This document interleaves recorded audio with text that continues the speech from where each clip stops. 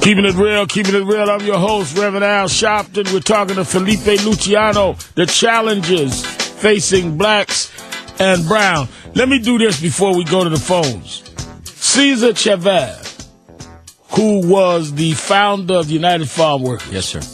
A extraordinarily historic figure in activism for labor and for rights for all people. He had a working relationship with Dr. King. Yes, he did. Why don't we hear more about that? Because of benign neglect. What happens with the African-American cultural and political superstructure is we stay myopic, we stay parochial, we stay insular, we stay in that which is black. And then we end up with this situation we have right now with Obama losing Latino votes because there's been no outreach. Completely ignoring the fact that the largest ethnic composition, our largest ethnic group in this country are Latinos. You can't, it's like the 800 gorilla in the room. You can't ignore that.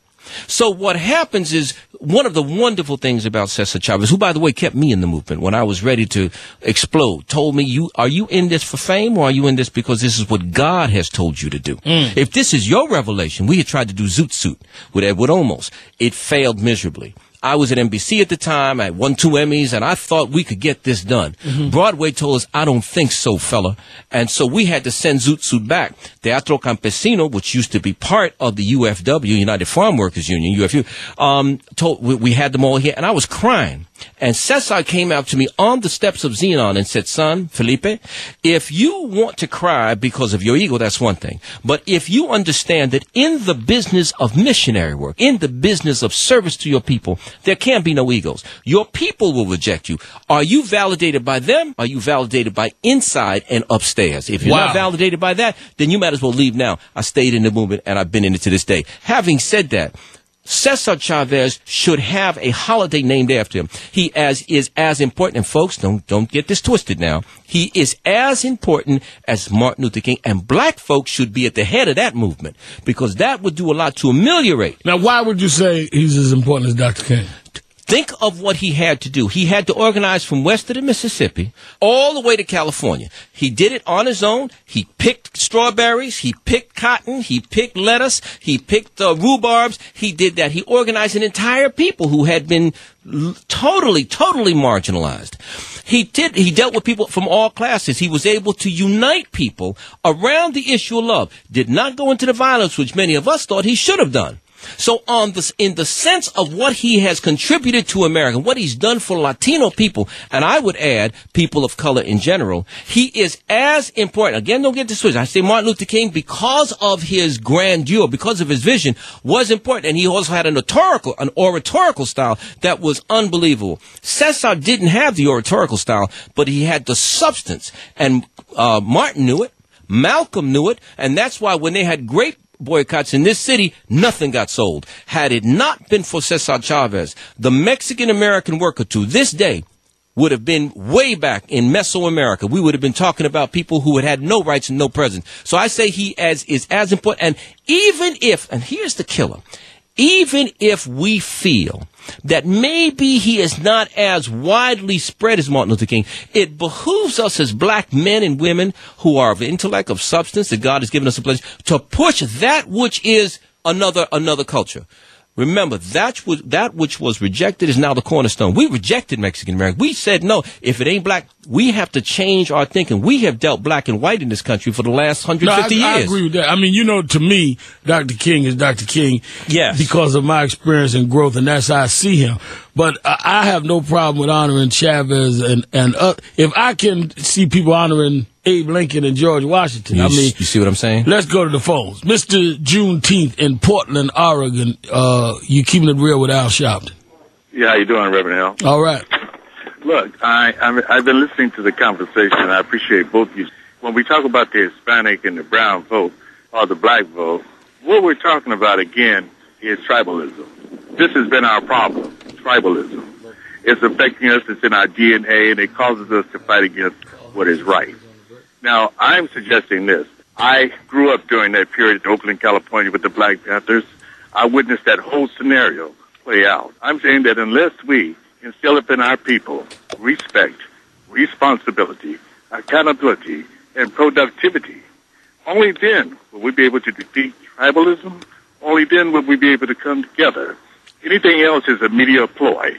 When we talk about the brown vote and the black vote, Clinton said it himself. He said, I feel your pain. Well, Obama is our actual feeler of that pain, that actual description of that pain. We live in a blended America, and he was blended for this time. And we have to get off of the media track with the Clinton stuff and all of that. All of that is distraction. It causes us to focus one way while they move in the other. I would like to add, I would say amen to that. Let me give you a little historical fact.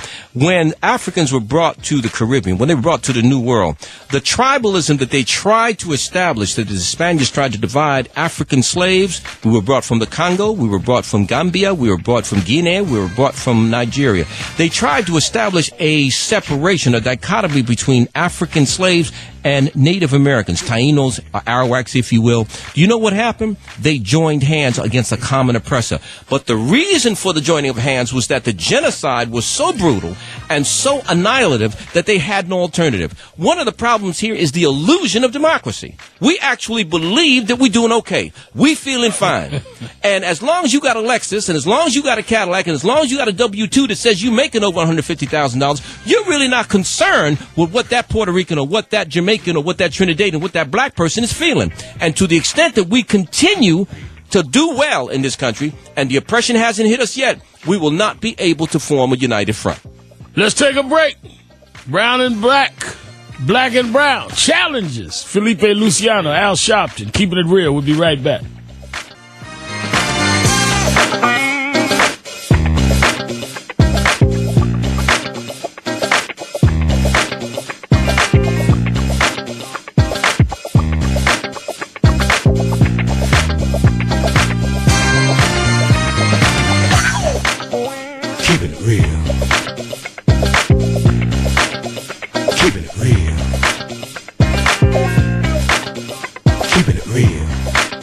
Keeping it real. I'm your host, Reverend Al Sharpton. We're talking with Felipe Luciano about the challenges of a black-brown coalition. Let's go back to the phones. Let's go to Chicago to Tiana. Tiana in Chicago. You're keeping it real with Al Sharpton. Hi. How are you, Reverend? Fine. How are you? I'm doing good. I just had a couple of comments, and I just wanted to get off the air and hear the answer off the air. All right. First of all, I'm very familiar with you, Felipe Luciano, but it's not many Latinos that talk like you or think like you. And I know you said everything goes back to as far as the alienization of them being not accepted by the blacks or the black leadership that we have. But when they're so little speaking out when certain things happen to black people and leading the fight for equality, I'm not taking away anything that you've said, but it seems as if that they do leave us out in the fight sometimes.